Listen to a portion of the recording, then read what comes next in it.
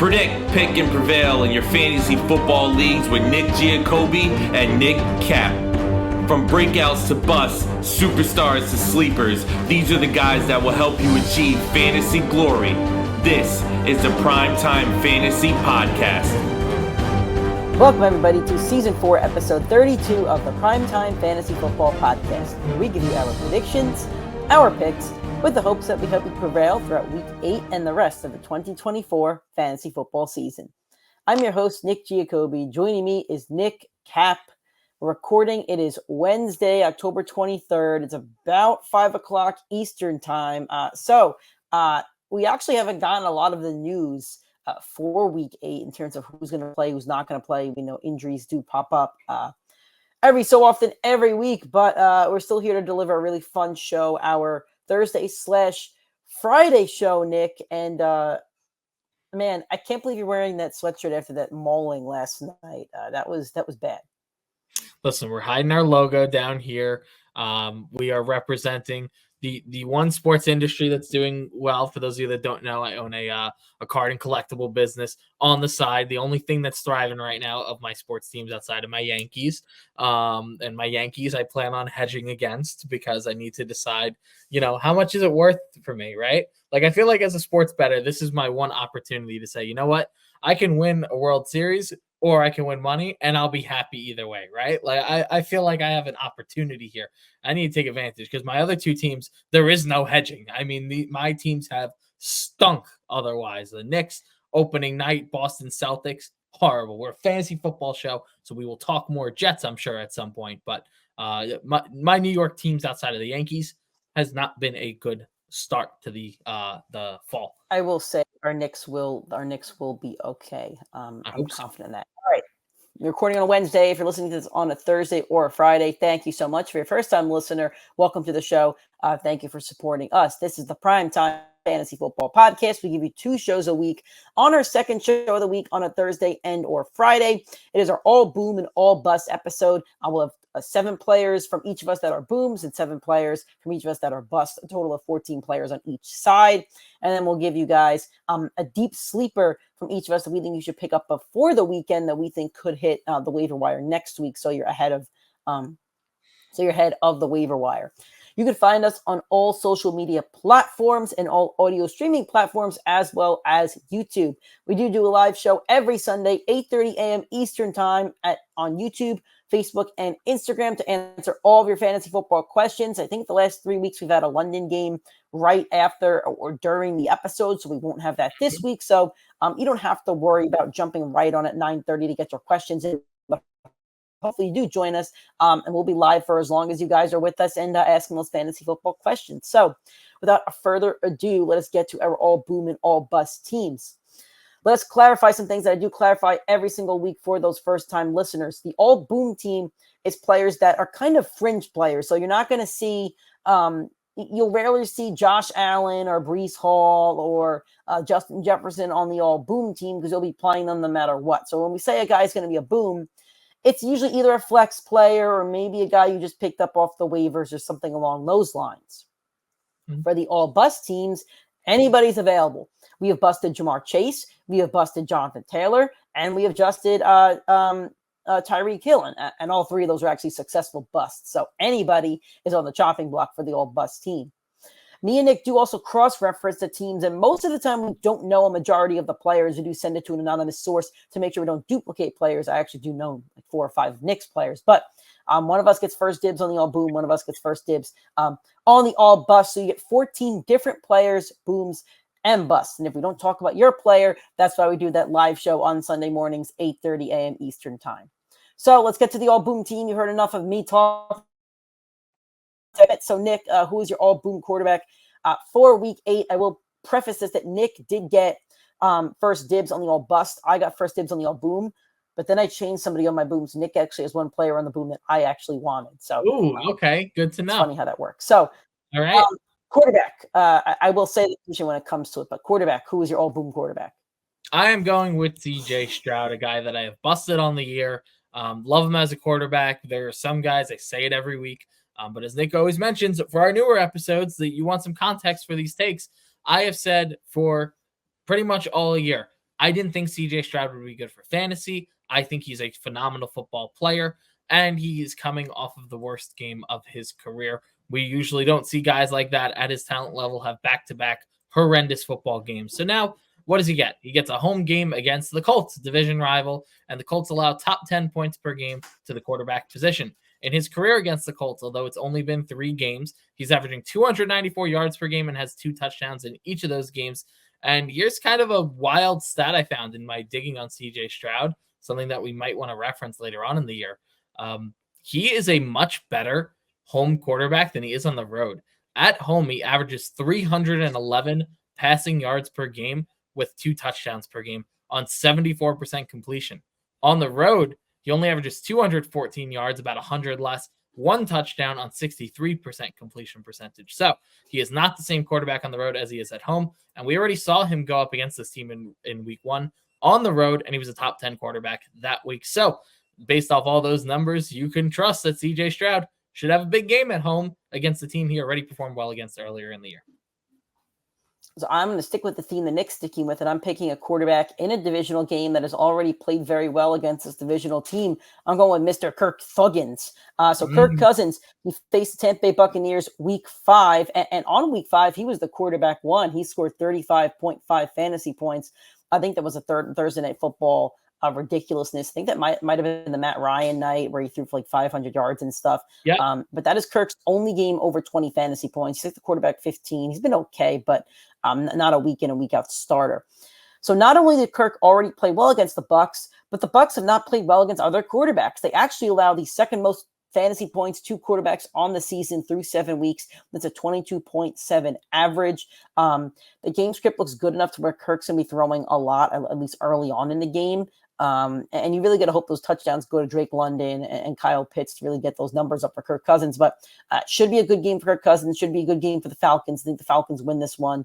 And another good performance from Kirk Cousins. Moving on to a running back. Who's your running back 1? So Nick said it. We can't boom these superstars, but I'm going to boom a guy that I thought was a superstar going into the year who hasn't performed like it, Devon Achane. Going up in a huge game this week against the Arizona Cardinals, who are on a short week, who allow top 10 points to the running back position. And he gets his quarterback back, Tua Tagovailoa, returning from his concussion issues. And Achane was a great running back in this situation. To start the year, he had 23 points and 29.5 points with Tua. He was the RB2 and RB3 on the week in each of those games. And he had 14 total catches, 7 in each one of those matchups, which is phenomenal for your running backs for fantasy. That is superstar numbers. The Dolphins also ranked top 5 in points per game to the running back position through those 2 weeks. So Achane, Mostert, both of them were finding a way to be productive. I know Jay Wright got filtered in there. Or who was the other guy over there? Jeff Wilson. Jalen Wright. Yeah, Jalen Wright, and then Jeff Wilson. Jeff Wilson. 2. So those guys were getting filtered in, and Miami knows how to get the ball to the running back. It has been horrible for the Dolphins without Tua. There's been nobody that's proven that they're worth their value more than Tua with an injury. We see quarterbacks get hurt all the time. We watch Burrow. We watch Drew Brees. We watch other quarterbacks step in their place, be productive, put up numbers. I've never seen a quarterback get hurt and a team fall off this bad as I have with Tua. This was the number 1 offense in football, number 2 offense in football last year, and now it has been a bottom 5 offense ever since the injury. Now, here's the one thing I want to note on Devon Achane, which we did learn over the past few weeks with Tua out. He had a 60% snap share this past week with Mostert returning from injury. That is higher than the snap percent share he had in week 1. So if Achane is trending more towards being closer to a 3-down back and getting a higher percentage of workload, that means his ceiling, there is no ceiling if this offense gets back to where it's supposed to be. So I said it before, I think Devon Achane is a top 5 running back the rest of the season. He has not shown it without Tua, but with Tua, he hasn't finished below RB3 this year. So I really like the Achane pick. I'm putting him on the all-boom team, and since he is a superstar, my bold prediction, RB1 on the week. Hopefully we can clip that, but we'll see.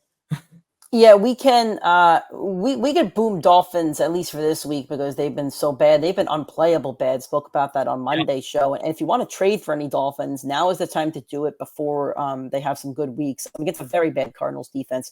This is the best case scenario for a Tua comeback against a very bad defense, both from an NFL standpoint and a fantasy standpoint.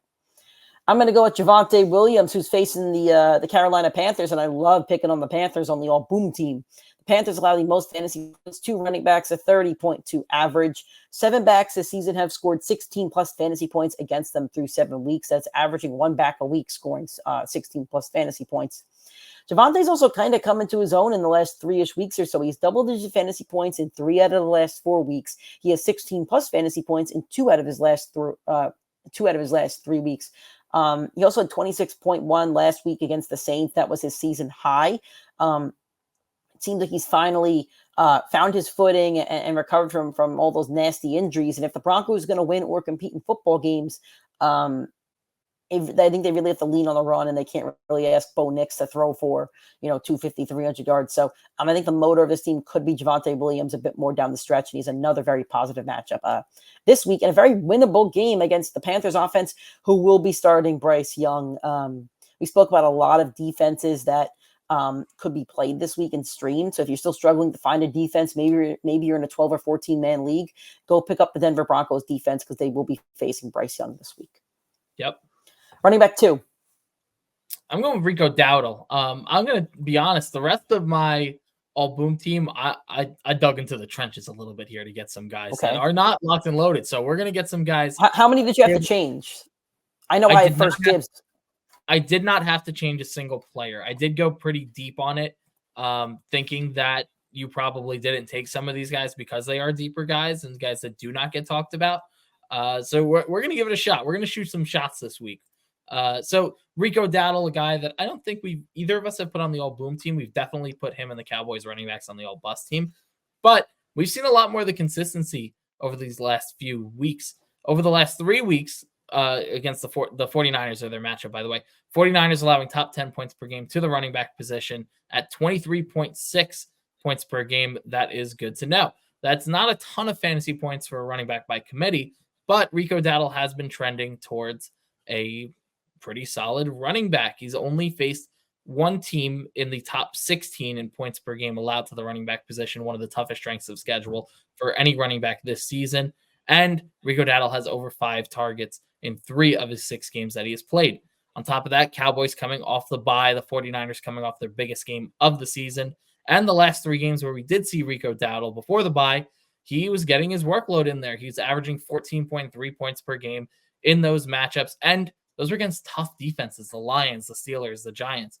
Now you get to bounce back in a game that is not winnable, because it may be winnable. They always struggle with the 49ers, but you're off the bye. The stats have been there. The workload's been there. It's a good opportunity. And his rest of the season schedule, nowhere near as tough as the front half of the season schedule. He has had the toughest schedule for a running back through 6 games. He has one of the easier schedules through the rest of the season. So we're going to expect Rico Dowdle to pop back. 49ers, not always the most fun matchup, but they have not been great the last few weeks against running backs. For you video watchers, if you just saw me shaking my head, and Nick might have seen it as well, I've gotten just the worst trade offers possible today in a league. The trade offer I just received was I give away Saquon Barkley and Caleb Williams to receive Cortland Sutton and Patrick Mahomes. Wow, tempting. Yeah, one of the best running backs in football. Caleb's actually quarterback 19. And you're gonna go bring in Patrick Mahomes, who has more interceptions. Quarterback 22. Quarterback 22. Good call. Good call. Yeah. I wish I could put everybody on blast in this league, because the trade offers I've received today have been horrendous. The other one I got, a guy wanted Jahmyr Gibbs for me, and I said to him in a message on ESPN, I said, Drake London has to be involved. I'm not taking a 2-for-1, and then he's sending back another 2-for-1, which is like Devontae Smith and Montgomery, and that's not helping my starting roster. So, all right, my second running back, and this is a very quick one.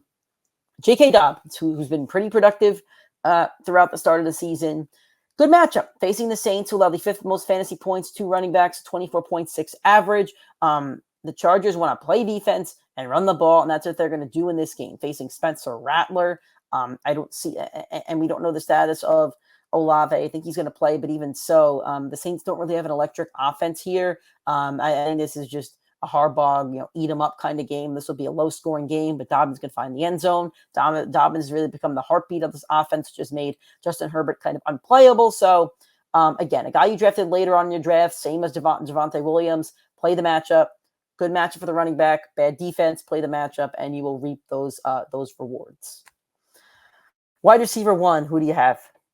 So you already talked about Kirk Cousins. I'm going to talk about his partner in crime, Darnell Mooney. We can't boom Drake London. He's a top 5 receiver on the year, but Darnell Mooney, he's been inconsistent at best. I'll tell you when he wasn't inconsistent. Nick talked about it. When you see these division matchups and you know these teams play each other a second time in the year, you have a baseline for what they did. What did Darnell Mooney do when he saw Tampa Bay earlier this year? Well, he was a wide receiver 3 on the week. He had 16 targets, 105 yards, and 2 touchdowns. In that game, Kirk Cousins had the 500 yards, most passing yards by an Atlanta Falcon quarterback ever on Matt Ryan night. Very funny to see. So all I'm going to tell you, lock him in your lineup. We saw it. We saw the top performance. We saw the target share. We saw it there. I'm not saying he's going to get exactly that again. I'm not saying he's going to be top 3 receiver, but you can confidently start a guy that you watch put up a top 5 week who is one of those fringe flex players. All right. I'm going to go with Mr. DJ Moore, who's a favorite of Nick Kap on this show. Bears are coming off the bye, and they're going to face the Commanders on Sunday Night Football. I think they're on Sunday Night Football at least. And we've been picking on the Commanders for most of the season, as they've allowed the 8th most fantasy points to wide receivers, an average of 29.2. In the last 6 games, or at least 6 games he's played, DJ Moore has double digits in 5 out of those 6 games. He did have a stinker right before the bye, but I'm not super duper worried about that because Caleb Williams has started to come into his own. Since week 2, Caleb Williams is averaging 224 passing yards, over 23 passing attempts per game. And since week 3, he's averaging 2 touchdown passes in each of those games. 7 wide receivers have scored over 15 plus fantasy points on the Commanders, and the Commanders have also surrendered 10 touchdowns to wide receivers, throughout these 7 weeks. So it's a good matchup for DJ Moore. The Bears offense has started to roll. They're able to kind of get healthy, more time for Caleb Williams to really retool himself. So I hope that Jaden Daniels plays this week. So it would be a really, really exciting matchup between 2 rookies who are playing very well. And I would, selfishly as a football fan, I would like to see that. But I think DJ Moore should be locked into your lineups, and maybe even Keenan Allen, who had 3 touchdowns in that week 6 game before the buys. But I think DJ Moore is your boom candidate. I think he has the best chemistry at the moment with Caleb Williams. Wide receiver 2, who do you got?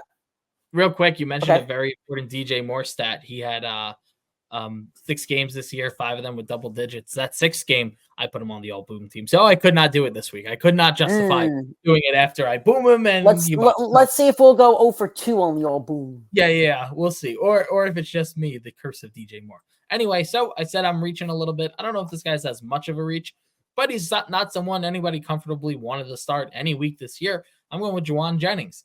No Brandon Ayuk, maybe no Deebo Samuel. We know no Christian McCaffrey.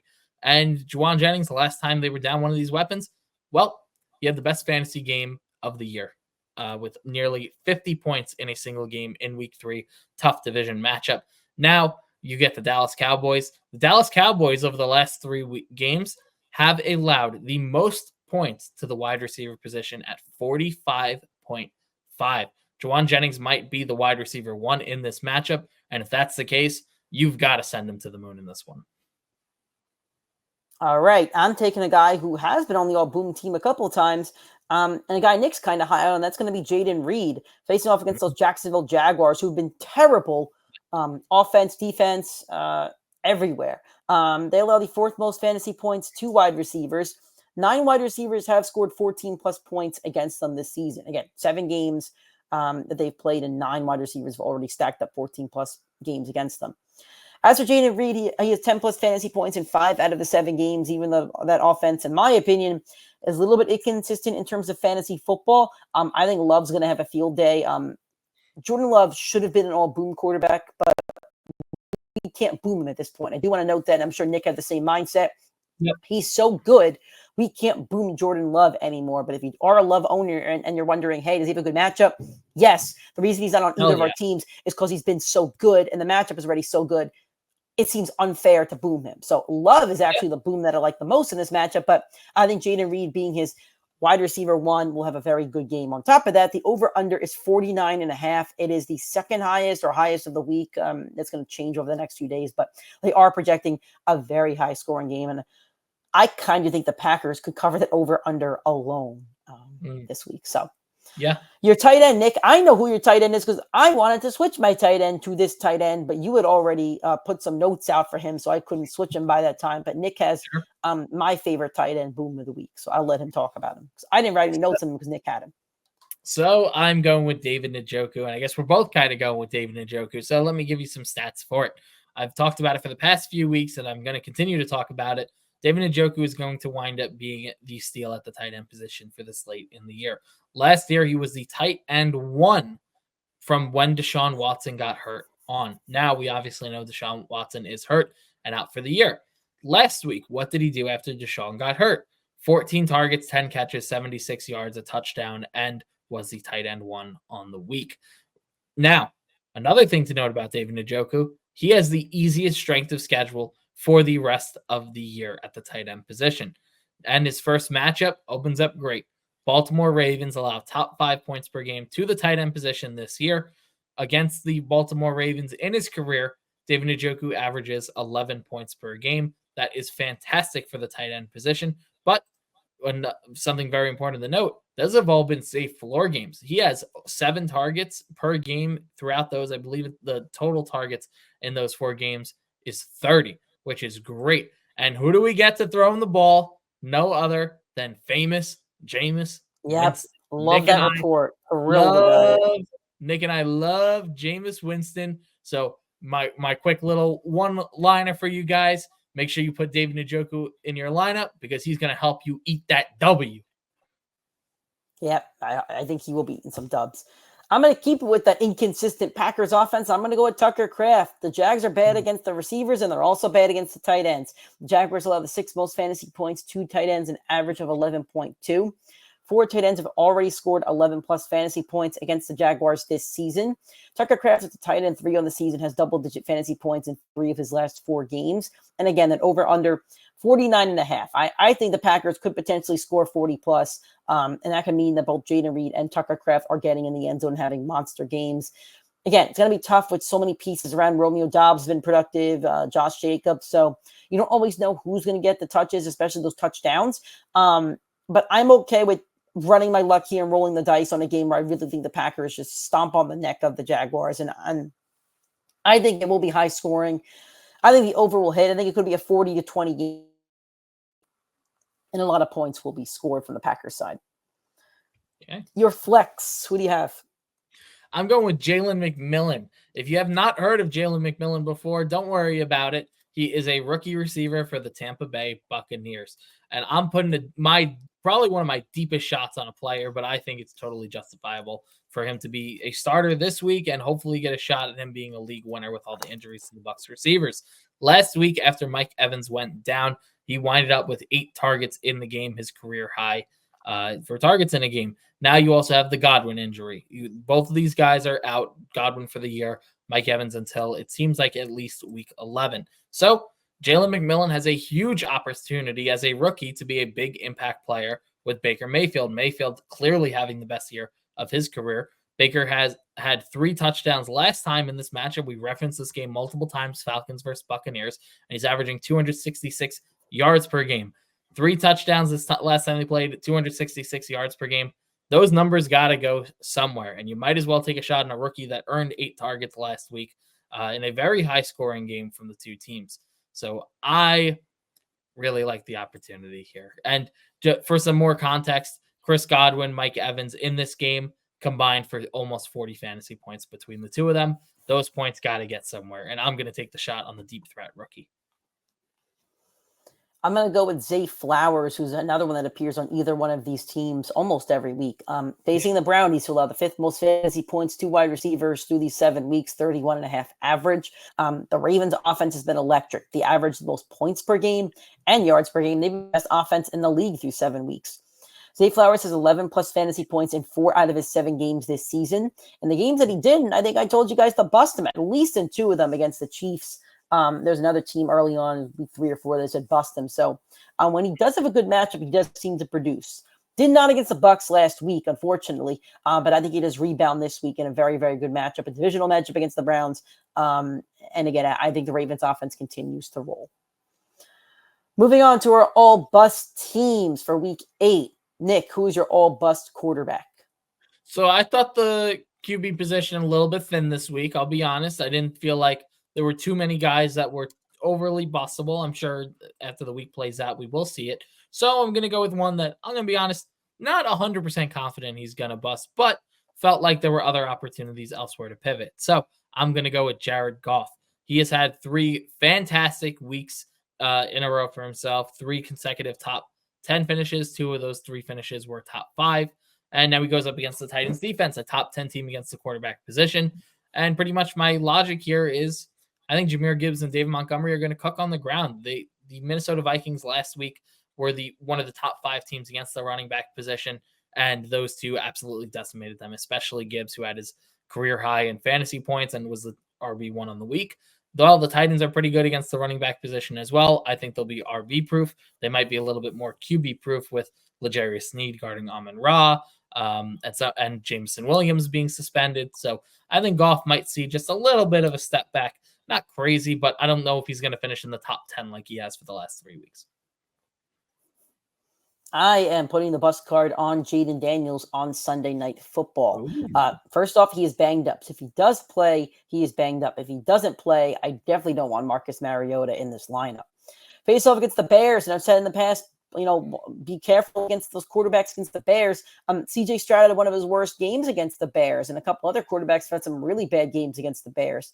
The Bears allow the second fewest fantasy points to quarterbacks, an average of 10.3. Daniels in healthy games, he's played 6. He's played 7 games, so 6 healthy games. The only one he scored under 20 was against the top front 7 in the Giants. He only had 13 fantasy points.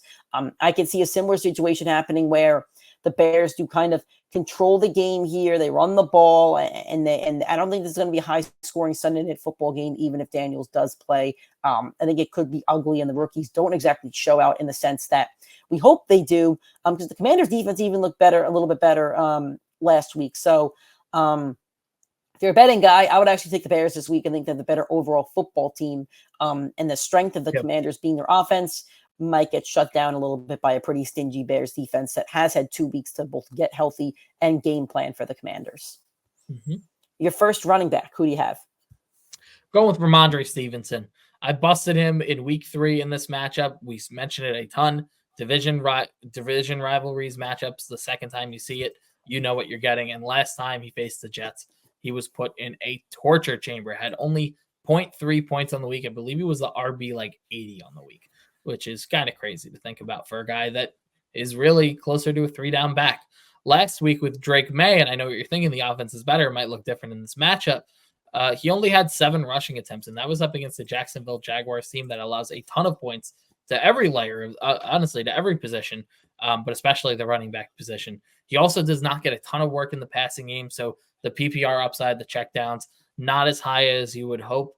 And now you have to fly back to London. You have to face this front 7, which destroyed you, with Hassan Reddick returning to the lineup. I don't think it's going to be great. I think he has more than 0.3 points, but I'm not too confident he gets over 10. I think he needs the touchdown to get close. This is a must-win game for the Jets, and I feel like I've said that a bajillion times at this point. This is like the 4th week in a row I'm like, this is must-win. Yeah. But this one really is a must-win. If they somehow lost this game, I really think it's a nail in the coffin. Yeah, I agree. Yep. All right. I am busting a guy who I've been very, very high on, and I do continue to be high on, and that's Mr. Breakaway Speed Tony Pollard. And if you are trying to trade for Pollard and the owner is being a little bit stingy, wait till after this week. I think he's going to throw up a dud. Facing the Lions, who allow the 3rd fewest fantasy points to running backs, an average of 15.5. They have the number 1 team against the run last year, and they've been spectacular this year as well. Pollard's only stinker this season. He has 15 fantasy points, and I think 5 out of 6 games. His only stinker was against the Jets, who at the time were a top 5 defense against the run and against fantasy football running backs. So again, bad matchup for Pollard. If I'm Dan Campbell and the Lions, my game plan is shut down Pollard and let Mason Rudolph try to beat us. He won't. I think it could be a very tough day for Pollard, and he will need multiple touchdowns to notch over 15 fantasy points in this one. Running back 2, who do you have? We talked about a lot of Browns today, and we're going to continue to talk about him. I'm going with Nick Chubb. Chubb has had a limited workload last week coming off the injury. Nick and I both said give it a week. Let's see him healthy. 36% snap share last week. Not great. And that number will go up for sure, but this is not the matchup that you're going to trust him. He has 2 back-to-back tough matchups. He's got this one, and then next week I believe he has the Chargers, both 2 of the top 5 teams against the running back position. So not a great opportunity. He also has not been great against the Ravens in his career. He only averages 11.8 points per game, which might sound good for a normal fantasy football player, but Nick Chubb's a first-round, second-round pick when healthy. He averages over 16 fantasy points per game in his career, not including his matchups against the Baltimore Ravens. And then you feature the new quarterback, Jameis Winston. Nick and I love me of some Jameis Winston, and this is why we love him. He only looks in one direction, and it's way down the fucking field. He does not look within 5 yards. He had that LASIK surgery that he said helps him see now. Guess what? He does not check down to running backs. We've never seen a running back really thrive with him. We have seen receivers thrive with him and pass catchers, but we don't see the running back. So I think Nick Chubb's going to have better days ahead. I think when he recovers a little bit more, they got these 2 tough matchups. Then they go into the bye week. And after that, the schedule really, really lightens up for him. But until then, and especially in this type of matchup, I really do not like Nick Chubb. I'm going to go with Jonathan Taylor, who I'm not sure if he's going to play. I think he's going to play, but my bust will be any Colts running back, specifically Taylor. Facing the Texans defense, who've allowed the 4th fewest points to running backs, a 16.2 average. Taylor's played 5 games this season. His only game under 15 fantasy points was week 1 against the Texans, a 10.8 fantasy points performance.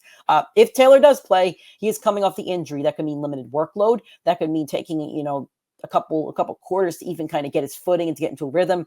By the time he does, again, really tough matchup against that Texans defense. I think they're going to play Indy really tough. Anthony Richardson has been one of, if not the biggest bust, both in the NFL and fantasy football. So I see all signs pointing to not playing Taylor if you do have a better option. If you don't have a better option, I understand. But if you do have a better option, I would keep Taylor on the bench this week. Okay. Wide receiver 1. I know all of Nick's wide receivers because I tried to use all 3 of them. So Nick, who's your first wide receiver that you got? That's interesting. Okay. Good to know. Nick and I do think the same for some of these lists. I am shocked that he had all my receivers, but we'll get right into it, and we'll start off. Nick talked about the quarterback in this game, so I'll talk about his wide receiver 1, Terry McLaurin. He has been fantastic this year. He has over 13.4 points in his last 5 games, over 16 points per game in that stretch. But it was against a super easy schedule. The Bengals secondary, the Cardinals secondary, the Browns secondary, the Ravens who allow the most points per game to wide receivers, and the Panthers. All these teams are top 10 to points allowed to the wide receiver position. Now you get the Chicago Bears off of bye, who are top 5 against the wide receiver position. You also get, Nick talked about it, Jaden Daniels, who's really banged up. He is a down the field quarterback. Terry McLaurin. He's a deep threat. He is top 10 in yards per reception for a receiver over 30 catches this year. That is a very important stat for him. He catches the ball down the field much more than some of the other receivers. And when you have a rib injury and you need the play to develop, you're going to see him, Jaden Daniels, who is mobile, take off a little bit, but he's not going to be able to throw the ball and push it down the field as much as Terry McLaurin usually needs to have those big fantasy days. So I'm tempering the expectations. I do think if Jaden Daniels is playing, you can play him because he's proven to be really good this year, but I would definitely temper the expectations in this one. So my first receiver was a guy that I did have in my flex originally. That's going to be Chris Olave. And he was coming off a concussion. It looks like he's going to play. If it's not Olave, I'll bust Shaheed. Facing the Chargers, who allowed the 3rd fewest fantasy points, 2 wide receivers, an average of 20.6. I'm not going to like the game script here. I think it's going to be a low-scoring game. Again, Harbaugh and the Chargers are going to play some really gritty football where they run J.K. Dobbins and play defense. I don't think Olave has chemistry with Rattler as of yet. He only had 1 or 2 targets before he got the concussion. The game is also a 40.5 over-under. That is the second lowest over-under of the weekend. The only lower one is actually Steelers-Giants, which, over-under. That's an under smash. So this game probably won't be a high-scoring one. Olave really hasn't gotten the chance to burst out this season. And I just don't see that changing this Sunday. Another one, if you do have a deep roster of wide receivers, I would leave him on the bench. Okay. Wide receiver 2, who do you have? Nick, I'm going to tell you to grab some popcorn for this one because this might be the longest take I've ever had in the history of the show. So I apologize to the viewers. Get comfortable, get cozy. Nick's got his nice recliner over there, and we're going to talk about Marvin Harrison Jr. And before I get into the take, I'm going to give credit where credit's due. Joel Smith, TikTok expert fantasy football analysis, football breakdown on why Marvin Harrison Jr. has not been great. I'm going to give some points from that, and then I will talk a little bit about this matchup. But let's get into it. So Marvin Harrison Jr. right now has one of the highest route depths at 3 seconds. This is some super in-depth stats, so just bear with me for a little bit. So this pretty much means if you are a wide receiver like this, you're a burner. You're expected to go down the field and beat a team over the top. If anyone remembers the pre-draft combine for Marvin Harrison Jr., he is not a speedster. He is not a down-the-field burner. He is an elite route runner. That is how he was meant, how he should be used in football. And for this stat, just so you fully understand, this is the category that he's running the routes with, like the players in this tier. It's Alec Pierce, Trey Palmer, Jalen Hyatt, Simi Fioco, and Marquez Valdez-Scantling, and Bub Means. If you don't know some of these receivers, it's because these are the wide receiver threes for teams that literally just run a vertical route. Marvin Harrison Jr. has ran a vertical route on 50% of his snaps this year. That only works in two things. If you're Tyreek Hill or if you're playing Madden on rookie mode. That does not work anywhere else in the football field for someone to be fantasy football productive. Now you talk about the cheat points, the PPR, and what you like. You like those slant routes. You like those short screens and the yak. You like dig routes. All those things within 5 yards, 10 yards. Marvin Harrison Jr. only runs 2.5 of those routes per game at this point of his career. As a guy that is made to create separation, that is horrible. There is no way he's going to be fantasy football productive. On top of that, this offensive scheme and coaching is terrible. There is a very complicated chart on Joel's page. I highly recommend you go take a look at it that shows pretty much your pace of play and the types of plays that you run. If you run play action, if you put your receivers in motion, if you run an RPO. And the Arizona Cardinals ranked 31st and 30th in each of these categories. Just for some perspective, here's the teams that have similar stats to that or are in that range. The Denver Broncos, the Cleveland Browns, the New England Patriots, the Steelers, the Colts, and the Chargers. What's the common theme with all those teams? None of them have an elite fantasy football wide receiver. So when you talk about the separation, the creativity of the offense, it's not good. But Marvin Harrison Jr. in those short routes, when he has ran them, has one of the highest win rates in football this year. He is in an elite category. Here are the only receivers that rank above him: Amon-Ra St. Brown, Mike Evans, CeeDee Lamb, Justin Jefferson. That means in those short routes, which they are not scheming up for him, he is dominating. And here's another problem. Kyler Murray, he has not been great in actual football as good as he's been in fantasy. I believe in fantasy he's the top 7 quarterback right now. He has not been great in actual football. Here's part of the problem with the scheme. Kyler Murray throws to his first read the 4th most of any quarterback in football. Marvin Harrison Jr. this year has been the first read on less than 25% of his routes ran. That is horrible. Just for some perspective, the other 3 quarterbacks, none of them checked the ball down. All of them checked the ball down to their top receivers. All of them ranked top 5 in it. Kyler Murray checks down at an even higher rate than that. He is one of the top 5 in that category. And I talked about it earlier. Marvin Harrison Jr. is only running deep down the field. If the coaching staff were to change this and put Marvin Harrison on those shorter routes, if you pace it out over the year based off Kyler Murray's metrics and how he's targeting his first read, he'd be averaging 10 to 12 targets a game, and he'd be on pace to be a top 5 wide receiver this season. It is purely a usage and not a talent problem. And real quick, you go into a short week against one of the best teams against the wide receiver position this week, and the next 2 weeks are even worse: Chicago, New York Jets. So if you do not get a coaching situation change, Marvin Harrison Jr. is not going to be worth starting in your fantasy football lineups.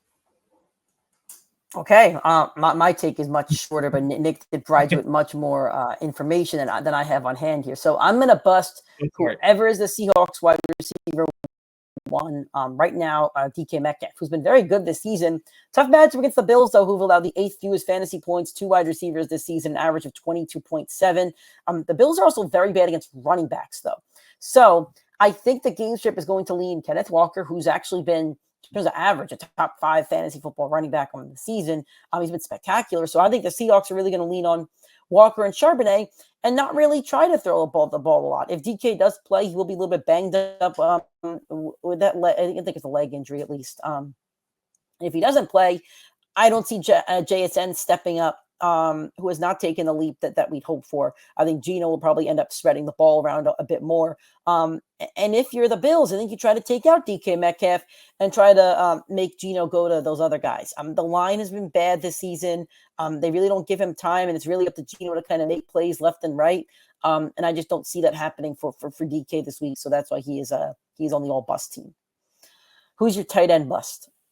So I'm going to give you some of your time back because I did take a lot of it with Marvin Harrison Jr. And I'm going to make the next 2 takes much more concise because I think it's only fair to you as the audience. So I am busting Pat Freiermuth. Very simply, Russ does not target the tight end position. He had 3 targets last week. Never has in his career. He has 3 targets this past week, and one of them he had to turn to Odell Beckham Jr. to go catch it with one hand, very far out of reach, and somehow made the grab. And the Giants ranked top 10 against the tight end position. Nice, succinct. We'll keep it shorter than Marvin Harrison Jr. Nick proposed a trade to me, so let's talk about it right on the show. Nick would like Bijan Robinson for Tank Bigsby. I don't think that's a good opportunity for my team that has won 6 in a row or 3 in a row, whatever I'm at. I'm going to politely decline. I appreciate the offer, but it is going to get politely declined. I might need a little bit more pieces to add on to that one. I don't know. I heard you. I heard you considering a Patrick Mahomes swap earlier in this episode. So I don't know. I thought maybe Tank Bigsby would get it done for you after his big week. Maybe. All right. Well, in that league, I actually do have Tank Bigsby as well. My backs are Ken Walker, Saquon Barkley, Tank Bigsby, and I also have Jonathan Brooks sitting on my IR. Nice. So I'm attempting to go get a receiver, and nobody wants to give me one a fair deal. All right. In that league, I also have Sam Laporta, and that sucks because he is on my all-bust team. Facing the Titans, who allowed the second fewest fantasy points to tight ends, an average of 4.5. He only has double-digit fantasy points in 1 game out of 6 this season. And no tight end has scored more than 8.2 against the Titans this season. I don't see that changing this week. He's going to be one of the biggest busts in fantasy football. And I drafted him on 2 out of 3 leagues that were draftable. So that's a shame for me, and that's not going to change. Your flex, who do you have? I'm going with Deontay Johnson. I told you I keep it succinct. So Patrick Surtain, shadow corner, 6th best team against the wide receiver position. Now you have Dalton hurt. He was in a car accident with his family. It sounds like everybody's healthy and okay, but he did not practice. We'll see if he winds up playing this game. If he does not play, it is Bryce Young. With Bryce Young, he's averaging 4 points per game. If it's Andy Dalton, the Red Rifle, I still don't like him up against Patrick Surtain, so I'm benching him no matter who the quarterback is.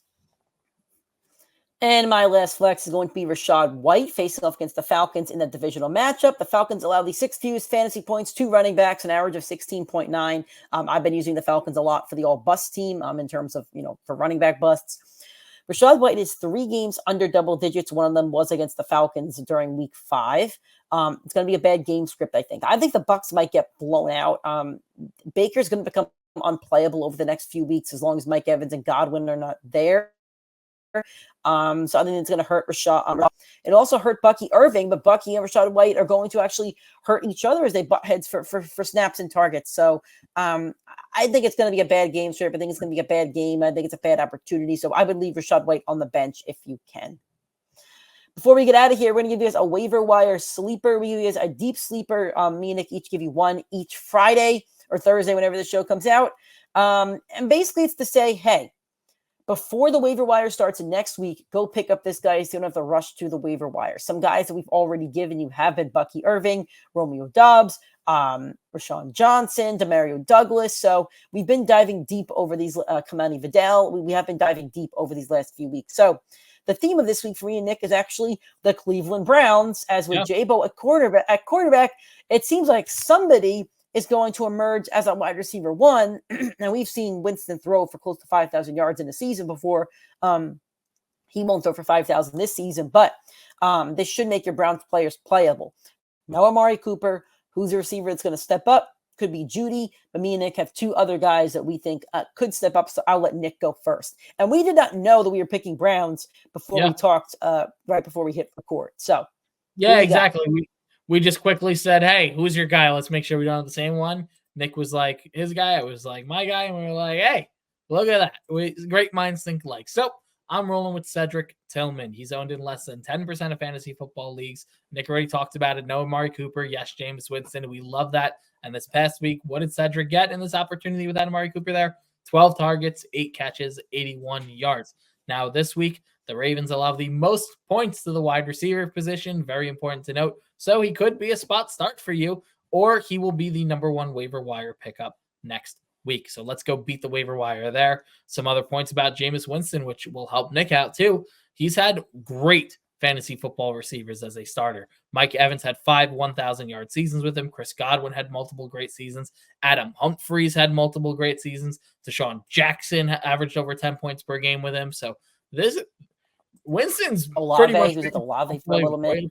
Yeah, Winston is fantasy football royalty. And whoever his top receiver is going to benefit from it. Yep, and we don't know who the top receiver is. That's why we're doing this segment. So I have Elijah Moore, who the Browns traded for, I think, last season or the season before. His snap share is over 60% for the entire season, has dipped a tiny bit throughout the weeks. But last week his targets went up. He had 7 targets. He had 10 fantasy points. He's only double digit. He has 2 double digit fantasy points weeks this season. Both weeks he had over 7 targets. So again, it's opportunity. I don't know who Jameis is going to favor. Jameis, I think, got in for a couple snaps last week, or I forget if he even got in, but you got some time. The game plan was actually to have DTR as the backup. So we don't exactly know who Jameis is going to favor. But if you do have an open slot on your bench, I think you should pick up one of these Browns receivers and see what happens. And who knows, maybe one of them will break out, and maybe we'll see who Jameis is going to favor, who's going to force feed. And that will be a good star to put at your flex spots over the next few weeks, especially as injuries and bye weeks to continue to happen. Mm-hmm. So with that said, that is our show for week 8, or last show into week 8. And if we didn't talk about your players, we didn't help you with your start sit decisions, that's why we do a live show Sunday morning, 8:30 a.m. Eastern time, YouTube, Facebook, and Instagram, however you want to consume our content. YouTube is the preferred place for our live shows, but we will give you the content on Facebook and Instagram as well. Make sure you join us this Sunday. If you're watching this show live if you're watching it on YouTube, make sure to drop a like on this video and any video that you do watch in the future. And make sure to subscribe to the channel as well. We appreciate that. If you're listening on an audio streaming platform like iTunes or Spotify, make sure you subscribe and give us a 5-star rating. We're all over social media. If you have any questions, Twitter is PrimeTime FF Pod, and Instagram is PrimeTime Fantasy Football Podcast. Thank you guys for your support, for watching this show, for rocking with us, and we'll talk to you guys on Sunday.